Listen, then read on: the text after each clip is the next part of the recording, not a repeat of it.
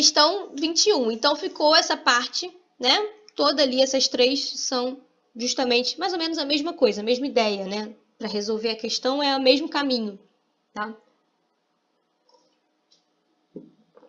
E aí a gente chega na questão 21, que é ótimo, gosto muito dessa questão. Ela fala, né, que a gente tem uma planta de milho, tá? E aí eu dou para vocês que ele é um organismo diploide. O N dele é igual a 10. Se ele é diploide, o N é 10. Isso quer dizer que ele tem 10 diferentes cromossomos e um par de cada um, tá? Então, quando ele está diploide lá 2N, ele tem 20 cromossomos. Para relembrar isso, é só lembrar que nós, seres humanos, temos um N de 23, tá? Nós temos 23 pares de cromossomos. O nosso 2N, nossas células, normalmente vão estar carregando aí 46 cromossomos, tá? Um par de cada um dos 23. E aí, uma célula deste organismo está em meiose, um processo de meiose. A primeira divisão meiótica, a meiose 1, acontece normalmente. A separação dos cromossomos é normal, tudo é normal. Na segunda divisão meiótica, na meiose 2, acontece uma não disjunção de cromátides. Relembra quando a gente falou de não disjunção? A gente falou quando a gente falou na aula na última aula sobre alterações cromossômicas. A gente falou que as aneuploidias, elas ocorrem devido à não disjunção de cromátides ou de cromossomos homólogos aí durante a meiose, tá? Nesse caso aqui, teve uma não disjunção de cromátides na meiose 2.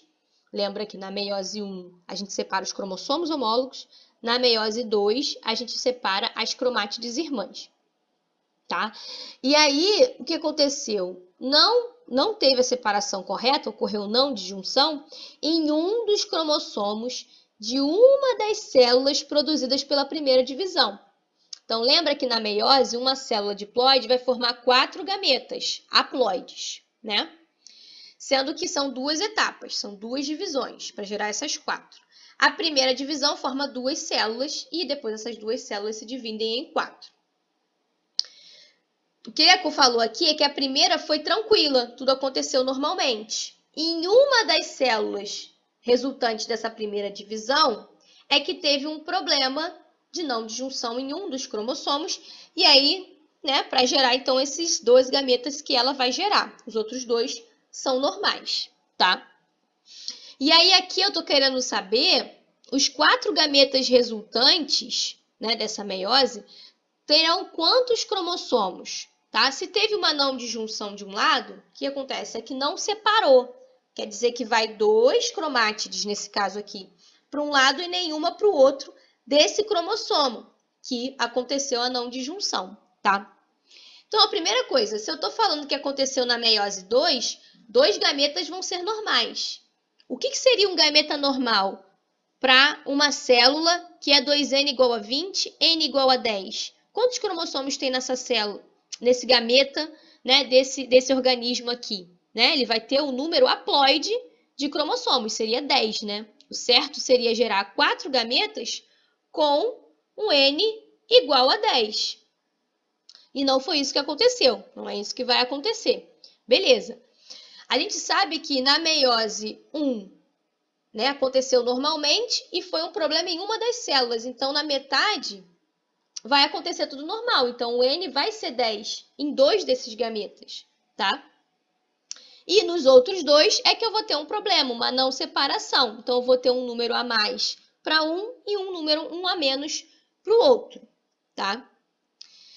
Isso daqui a gente consegue relembrar bem se vocês pegarem a última aula em que eu falei sobre isso, a não disjunção, é esse slide aqui, é o que eu estou falando. Todas as respostas estão nos slides. Basta, ó, falou de não disjunção? Deixa eu procurar aqui nos slides da professora quando ela falou de não disjunção. Deixa eu ver aqui quando ela falou sobre isso. Tá tudo lá. Aqui eu falei que a aneuploidia acontece por não disjunção, que vai ser durante a meiose 1 ou a 2, tá?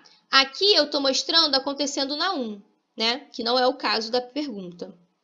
Acontecendo na meiose 2, foi exatamente o que aconteceu na meiose 2 dele. Só que aqui eu tenho não tenho o exemplo do milho, né? Em que eu teria aí 10 pares de cromossomos. Aqui eu só tenho 2 pares aqui sendo mostrados.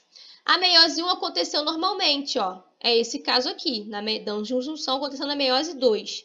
Ó, na meiose 2, uma célula se dividiu normalmente, por isso a gente vai ter no final 10 e 10.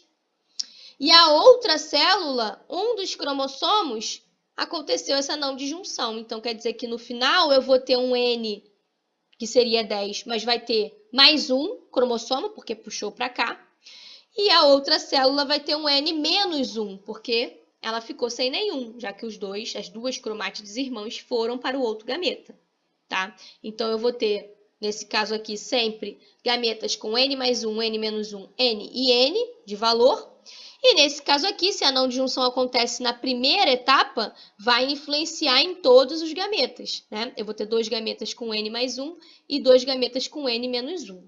Deu para entender esse aqui? Chegando a essa, vocês conseguem fazer direitinho isso para... É só pensar que o N agora é 10, tá? Ou qualquer que tenha sido dado na questão. Beleza? Em qual vai ser nesses casos aqui. Nesse caso da questão que está sendo explicado, aconteceu esse caso DK, tá? Não disjunção na meiose 2. Ok. A questão 22.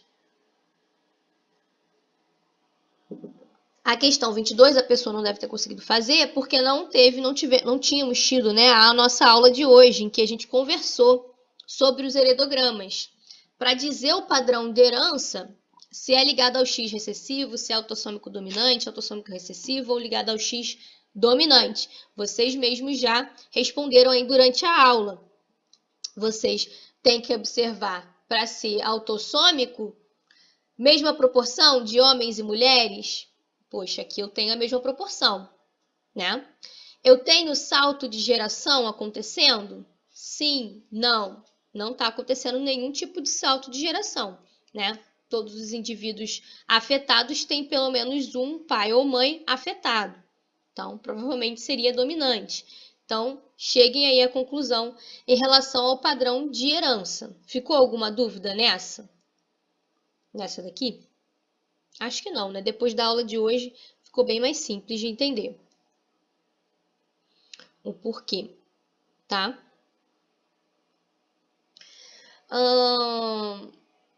Vou para a questão 27. A troca de segmentos entre cromátides de cromossomos não homólogos é chamada de... Aí é bem tricky essa, né? Bem capciosa. Porque a gente sabe que a permuta de DNA entre cromossomos homólogos, aqueles que são parecidos, mas não são idênticos, né? O par de homólogos, nós temos um par de cada cromossomo. Então, o par de cromossomos 1, o par de cromossomos 2. E quando a gente está fazendo os nossos gametas, né, nesse momento aqui em que os cromossomos homólogos se encontram, ali ocorre uma permuta gênica entre eles que traz variabilidade genética. Isso a gente conversou na última aula, que é a permuta ou crossing over, que a gente chama. Então, não é permuta e crossing over, porque aqui eu estou falando que é entre cromossomos não homólogos, tá? Então, não é algo natural que acontece normalmente. Isso, né, essa troca entre cromossomos não homólogos é algum tipo de erro que acontece, tá? Quebras e religamentos de DNA podem culminar, né, nessas problemáticas. E acabou quebrando e religando cromossomos não homólogos, né? Um cromossomo que é não homólogo ao outro, ligando um ao outro, né? Fazendo uma troca de DNA de um com o outro. E isso é um tipo de mutação cromossômica, um tipo de alteração cromossômica que a gente chama e que a gente trouxe aqui. É um tipo de alteração cromossômica estrutural, não é numérica, como as aneuploidias, né? Um cromossomo inteiro sumindo ou aparecendo mais de uma vez, mais do que o normal. É uma alteração aí estrutural, tá? Que é uma troca, que é a translocação, tá? A translocação é justamente essa troca entre cromossomos que não são homólogos. Veja que aqui eu tô falando de cromossomos, aqui, né, no caso. As cores desses cromossomos indicam, né, que eu tô aqui falando do cromossomo 1, por exemplo. E aqui eu estou falando do cromossomo 2. Um não é homólogo ao outro. Os genes que estão aqui não são os genes que estão aqui, tá? Não são pares de alelos, não vai estar tudo direitinho, bonitinho. Aqui é o translocação, justamente a troca, né, de material genético entre cromossomos não homólogos. É um tipo de alteração cromossômica, um tipo de mutação cromossômica estrutural, tá? Deu para entender? Isso aqui? Acho que sim, né? Bom, essas foram as maiores dúvidas que o pessoal teve, mas ainda teve as questões 14, 17, 32, 33 e 35, que a Letícia também me trouxe como o pessoal tendo algumas dúvidas em relação a elas. Vocês têm alguma dúvida para falar agora que seja mais importante, que queiram priorizar antes da gente começar a falar dessas outras questões? Podem falar. Essa aula é uma aula que não é com script, não. É vocês que me dizem o que vocês querem de mim para ajudá-los para a prova de terça-feira, que é a nossa última prova para fechar, tá?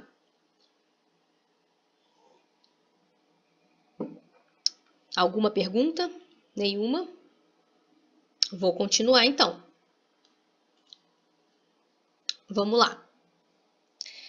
A questão 14, lá do ED, ela fala: uma mulher daltônica, cujo irmão mais novo tem visão normal, casou-se com um homem de visão normal.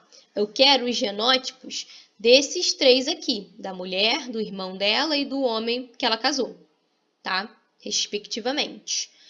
A pessoa que ficou com dúvida nessa questão, de repente não assistiu nem a aula extra que eu falei um pouco sobre, enfim, a genotipagem de, né, quando a gente está com um gene que está associado a um cromossomo sexual. Tem lá uma aula extra que eu falei sobre isso, e hoje a gente repassou um pouco, né? Hoje também a gente falou um pouquinho sobre isso. E aí, relembrar aquilo lá, né? Eu não sei, eu não tenho slide aqui não. Relembrar o que tá lá. É muito simples. Mulher daltônica necessariamente tem que ser homozigota recessiva, porque o daltonismo, até eu coloquei aqui para vocês tiverem dúvida, sabendo que o daltonismo é uma herança recessiva ligada ao cromossomo sexual X. Então, um alelo recessivo que está no cromossomo X, tá? E aí, a mulher daltônica necessariamente vai ter que ser uma homozigota recessiva. Já para indivíduos do sexo biológico masculino, para ele ter visão normal, ele vai ter que ter necessariamente o alelo dominante no seu único cromossomo X. E para ser daltônico, ele vai ter que ter o alelo recessivo no seu único cromossomo X. Os dois têm visão normal, então a gente já consegue determinar o genótipo deles, tá? Aqui, eu não cheguei a determinar aqui, né? Mas eu botei o XD, né? Quer dizer, no cromossomo X eu tenho o alelo Dzão ou o alelo Dzinho, tá? Sendo Dzinho recessivo e Dzão dominante, tá? E no caso, quando, né, você vai determinar isso para a mulher e para os outros dois indivíduos do sexo biológico masculino. E por isso que eles são X, algum D e Y, né? Para cada um deles. Então, cheguem lá as conclusões de vocês. Isso aqui é simples, se vocês só derem uma olhadinha lá nessa parte ou da aula de hoje ou da aula extra que eu coloquei lá e falei um pouquinho dessa parte de herança ligada ao X, tá? Beleza? Beleza. A questão 17 é interessante. Também tá nos slides, tá na aula que a gente falou de neomendelismo. A gente acabou de falar agora e deu vários exemplos, né? O exemplo da abóbora, o exemplo do Cocker Spaniel, né? Que são dois genes que interagem para um fenótipo aparecer. O fenótipo lá de coloração da abóbora e do... Isso. Letícia me perguntou. Beleza. A gente tem a interação gênica, que são dois genes determinando uma única característica. A polialelia, ou alelos múltiplos, Letícia, ela é uma... Quando a gente tem mais do que dois alelos, tá? Para um determinado gene. Então, eu tenho um gene que determina uma característica, mas eu tenho mais de um alelo tá? Então, mais de uma possibilidade, mais de dois alelos. Então, eu tenho mais de duas possibilidades de alelo, tá? Que vão determinar características diferentes. Por exemplo, o sistema sanguíneo, eu tenho o alelo A, Azão, né? Izão A. Eu tenho o alelo Izão B e eu tenho o alelo Izinho, tá? Eu tenho 3 alelos possíveis, tá? Então, se eu vou determinar o genótipo de alguém, eu carrego um par. Eu, por exemplo, sou B positivo, para minha tipagem sanguínea. Então, eu com certeza tenho um genótipo Izão B, Izinho. Então, eu tenho um alelo Izinho e tenho um alelo Izão B. Eu não tenho o terceiro alelo possível, que é o Izão A. Está na população, mas não está em mim, entendeu? Então, isso seria a polialelia, você ter mais do que 2 alelos, e podem ter vários mesmo, dependendo do caso. Nesse caso aqui, o que eu estou falando não é que eu tenho vários alelos, é que eu tenho um gene, e esse gene exerce uma ação simultânea, esse único gene, ele determina vários fenótipos diferentes. Não são como se fosse cada alelo, né? Tipo assim, isso é em relação à minha tipagem sanguínea. Pode ser Izão A, pode ser Izinho, pode ser Izão B, né? As 3 possibilidades, mas eu tô falando de um fenótipo, tipagem sanguínea. Aqui eu tô falando de 3 fenótipos distintos, tá? Fragilidade óssea é um fenótipo. Surdez congênita é uma outra característica, tá? Esclerótica azulada é uma outra característica, tá? Quando você fala de alelos múltiplos, eu estou falando de tipagem sanguínea, estou falando dessa característica, da minha tipagem sanguínea, que pode ser do tipo fenótipo A, B ou 0, né? Aqui não.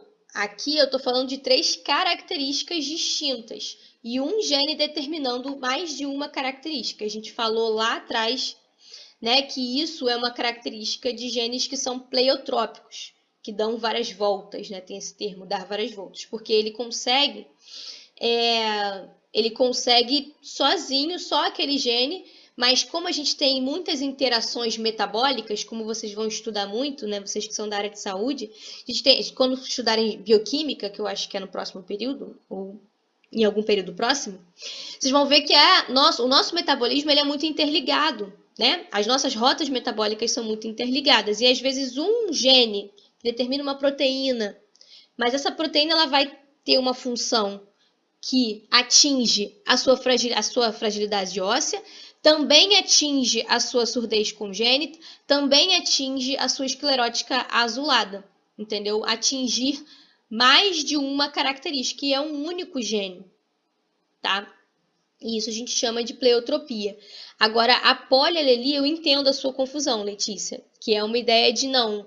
Se são vários alelos, eu tenho um alelo que determina a fragilidade, eu tenho um alelo que determina a surdez, e tenho um alelo que determina a esclerótica azulada. Na verdade, não. Na verdade, aqui eu estou falando que simultaneamente vai atingir os 3, tá? Se a pessoa for afetada, ela vai ser afetada em 3 características distintas, tá? Deu para entender? Letícia, no caso, né, que perguntou.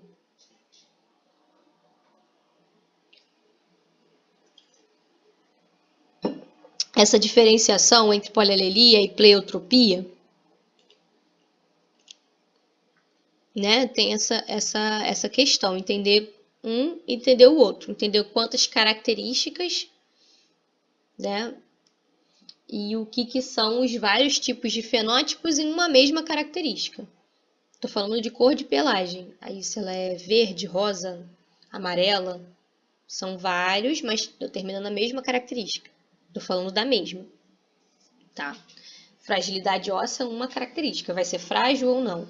Surdez congênita, eu estou falando de uma característica, a audição normal ou é surdez congênita. Esclerótica azulada, você tem ou você não tem.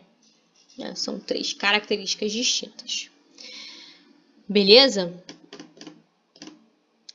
Vamos lá. Pergunta 32. O que significa dizer que 2 genes estão ligados? Qual a consequência esse processo traz para a disposição de alelos desses 2 genes ligados nos gametas de um indivíduo duplo heterozigoto. Então, um indivíduo duplo heterozigoto formaria os seus gametas, né? A formação de gametas de um grupo heterozigoto, a gente conversou sobre a segunda lei de Mendel, que é a lei da segregação independente, e que, né, os dois genes vão segregar independentemente, e aquele indivíduo que é duplo heterozigoto pode gerar os quatro tipos de gameta, né? Se ele é um azão, azinho, bezão, bezinho, ele pode gerar os gametas azão, azão, azinho, azinho, azão, azinho, azão, bezinho, desculpa, e azinho, bezão. Ele pode gerar os 4 tipos de gametas pela segregação independente. Mas isso quando esses genes segregam independentemente. Quando esses genes estão ligados, né? Aí vai ser um pouquinho diferente. Aí vem a questão do que significa dizer que esses genes estão ligados e a consequência disso para a formação dos gametas desse duplo heterozigoto. E o slide que responde essa pergunta, né, que eu conversei com vocês na última aula sobre ligação gênica, é realmente falando aqui, né, que a gente conversou um pouquinho sobre a segregação independente, e ela realmente acontece porque a gente tem a possibilidade de ter genes em cromossomos diferentes. E quando os genes estão em cromossomos diferentes, eles segregam independentemente mesmo. Isso é aleatório e acaba que a proporção lá dos gametas desse indivíduo duplo heterozigoto vai ser a mesma de todos. Ele vai ter a possibilidade de ter todos os tipos de gametas para esses dois genes. Mas, quando a gente tem os genes no mesmo cromossomo, aí a coisa muda um pouco de figura. E é justamente isso. É justamente isso que quer dizer genes ligados, tá? Então, genes ligados, chamamos esses genes que estão em um mesmo cromossomo ligados, tá? Então, aí já tem a definição para vocês do que são genes ligados. E aí, o que vai acontecer? Se esses genes estão no mesmo cromossomo, vai interferir na segregação independente, que acontece quando os genes estão em cromossomos diferentes, tá? E isso que a gente falou, que é a parte mais importante que vocês devem saber da parte de ligação gênica. Eu não vou trazer muito mais aprofundado do que isso, tá? Mas é importante a gente saber que não vai segregar de forma independente. E os gametas, que são aqueles que têm recombinação, vão depender de uma recombinação homóloga, de um crossing over acontecer entre esses dois genes, tá? Então, isso quer dizer que eu vou ter majoritariamente, vou ter uma tendência maior, né? Esses alelos de genes ligados, eles tendem a ser herdados juntos. Então, eu vou ter uma tendência de ter mais gametas parentais na F1, tá? Do que gametas recombinantes. Na segregação independente, essa tendência não acontece, é a mesma proporção para os dois tipos, tanto do gameta parental é aquele que a pessoa recebe, né? Recebeu dos pais naquela conformação, mas quando a segregação é independente, eu formo qualquer tipo de gameta, eu recombino eles. Mas quando eles estão no mesmo cromossomo, essa recombinação deles depende de uma recombinação homóloga específica acontecendo entre os genes. E por isso que a tendência maior é dela acabar não acontecendo, ou acontecer um número de vezes em que dê parental de novo, tá? Então, acaba que a gente tem uma tendência a ter mais do gameta do tipo parental, tá? Do que o gameta recombinante. É essa o que vai acontecer com a disposição dos gametas, né, desse indivíduo que é duplo heterozigoto. Ele pode ser duplo heterozigoto, ele é um R, ó, esse daqui, né? Recebeu o RL, Rzão junto com Lzão e Rzinho junto com Lzinho. Esse cara aqui é um Rzão, Rzinho, Lzão, Lzinho, tá? Quando ele fizer a meiose e formar os gametas dele, se for segregasse independentemente, teria os 4 tipos de gameta aqui na mesma proporção. Mas aqui ele vai ter mais tendência a ter justamente esse gameta Rzão, Lzão e esse gameta Rzinho, Lzinho da mesma maneira que ele recebeu, tá? Basicamente isso. Deu para entender? Essa parte aqui está na aula de ligação gênica, esse slide está lá também, tá? Que responde justamente essa questão. Tá meio lento, né? Para enviar mensagem, de repente é a internet. Vamos lá. A questão 33 fala sobre a aula de hoje. Entendo que vocês tenham tido a dúvida. A gente, né, quer saber, entre esses heredogramas, qual que é o que tem a herança dominante ligado ao X. Daí é só buscar da mesma forma que a gente procurou. Não pode ter, se é dominante, não pode ter salto de geração, tá? Então, se viu salto de geração, ó, 2 indivíduos não afetados tendo um filho afetado. Esse aqui já é recessivo, não é dominante, tá? E, além disso, se é ligado ao X, eu tenho que ter uma proporção diferente entre indivíduos do sexo feminino e masculino, tendo essa característica, né?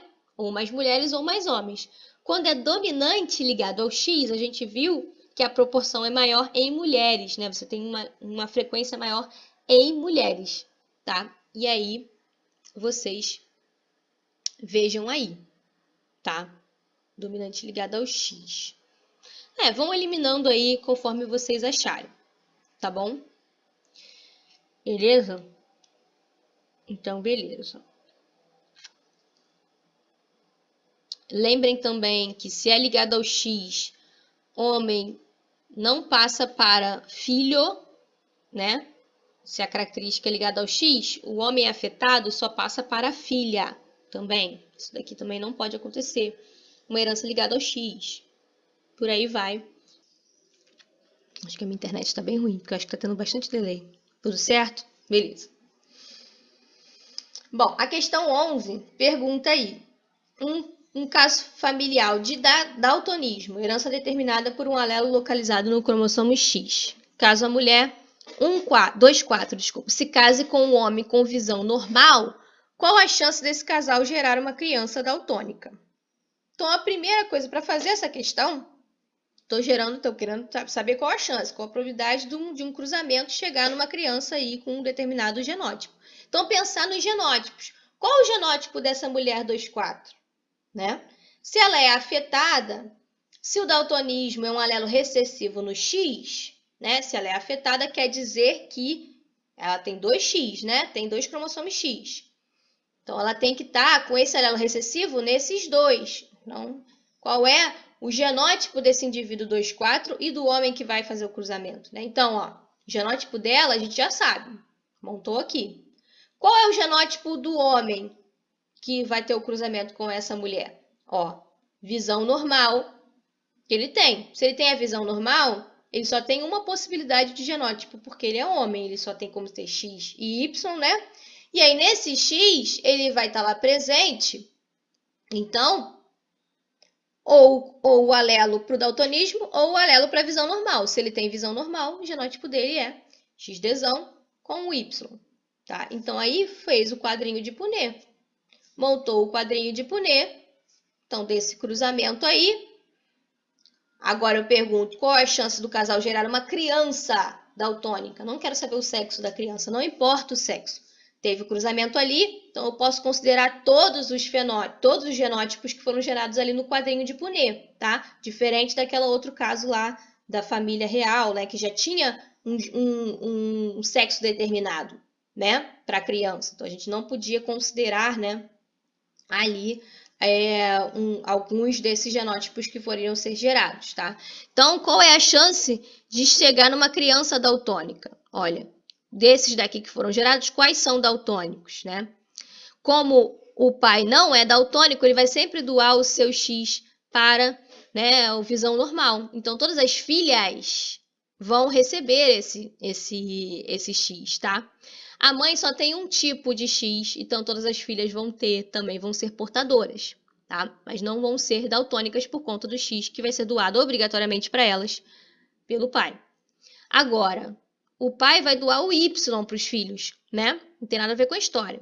E aí, a mãe só tem alelo com Dzinho para doar. Então, né, a gente tem aí 1/4, desculpa, metade das chances, né? Então, quais são desses 4 aqui, quais são daltônicos, né? Esse indivíduo aqui e esse indivíduo aqui. Então, metade das chances dessa criança nascer aí com daltonismo, tá? E se vocês forem olhar aqui, se for homem, vai ser daltônico, se for mulher, vai ser portadora, tá? Nesse caso aqui, desse cruzamento, tá?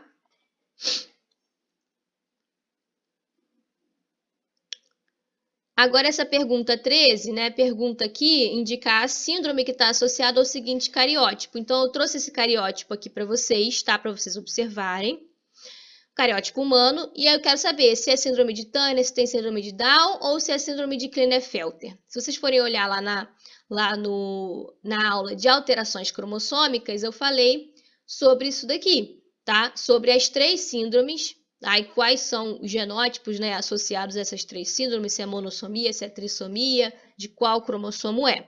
Então, está sendo aqui disposto todos os cromossomos, os nossos 22 cromossomos autossômicos e um par aqui sexual, tá? Está sendo colocado para esse indivíduo aqui. O que a gente tem que comparar? Esse cariótipo aqui que eu dei lá na questão com um cariótipo sem alterações. Um cariótipo sem alterações, o que a gente tem? Esse aqui é um cariótipo sem alterações, por exemplo. Sem alteração cromossômica, eu vou ter um par do 1, do 2, do 3, do 4, do 5, do 6, até o número 22. Vejam que todos eles eu tenho um par, tá? Ok. Todos eles estão com a estrutura lá disposta direitinho, né? E tudo mais. Agora, e eu vou ter 22, né? Do autossômicos. E eu vou ter um par sexual nesse indivíduo. Ele vai ter que ter ou um par de X, ou ele vai ter um par em que seja um X e um Y, tá? Beleza. Nesse resultado aqui que a gente tem de cariótipo, eu esqueci de colocar que aqui é X e Y, tá? Talvez seja interessante colocar aqui. E aí vocês têm que observar, não só nessa questão, mas nas duas seguintes, né? Tem 3 cariótipos lá para vocês determinarem as síndromes, observarem lá se tem trissomia e tudo mais, tá? Então, observem aqui, por exemplo, para esse 13, a gente vê aqui que no 21 nós não temos só 2, nós temos 3. Então, eu tenho aqui uma trissomia do 21. Olha lá em qual dessas síndromes é a trissomia do 21, tá? E aí para as outras também. Beleza? Essa é bem tranquilo. Só olhar lá os desenhos e comparem com esse cariótipo que não tem alteração, tá? Que vai ter sempre esse ou esse. Bom, pra gente acabar aqui, que já estamos no horário, né? Me pediram mais essa questão aqui, a Caroline me passou, essa questão número 7 do ED3, tá? Essa questão aqui, pessoal, é o quê? Eu pedi para correlacionar os termos haploide, N, diploide 2N, mitose e meiose para essas numerações, 1, 2, 3, 4 e 5, tá? Só que eu esqueci de botar uma coisinha aqui, ó, então vou fazer mais uma alteração lá. Estou considerando que esse organismo em questão é da espécie humana, tá, gente? Se for uma outra espécie, né, que não seja diploide, fosse um negócio diferente, eu vou falar, eu vou apontar isso para vocês. Então, quando eu não apontar, considere a espécie humana, ainda mais vocês que são da área de saúde, eu sempre tento trazer os exemplos relacionados com humanos, né? Às vezes não dá, nem sempre dá para a gente fazer isso, mas majoritariamente vou fazer isso. Então, quando eu não falar nada, eu vou estar falando aí em humanos, tá? E esse é o caso aqui. Então, você tem que pensar na ploidia, tá? Pensando na ploidia, entre o organismo adulto, gameta e zigoto, qual é a ploidia? Quantos conjuntos de cromossomos trazem, né? É haploide ou é diploide? E nos eventos de divisão celular, então, de um organismo adulto para chegar em um gameta, qual é o tipo de divisão celular? Para o gameta, então, a gente tem a fecundação chegou no zigoto, e o zigoto para se formar um organismo adulto, né? Então, a partir de embriologia aqui, né? As sucessivas divisões celulares que um zigoto tem que fazer para chegar num organismo adulto. É qual tipo de divisão? Tá? Alguém que teve dúvida nessa questão quer comentar alguma coisa? Que aí eu posso entender melhor a dúvida e explicar melhor.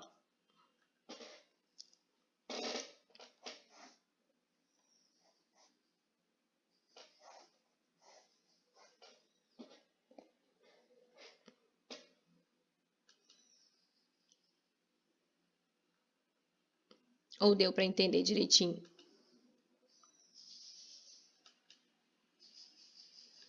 Acho que eu tô com um delay bem. Deu para entender bem, tudo certo. Tá bom, beleza.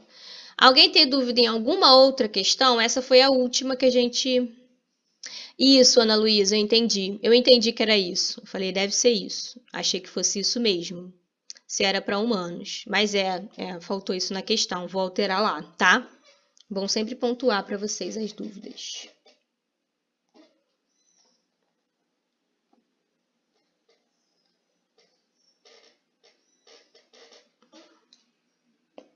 Beleza.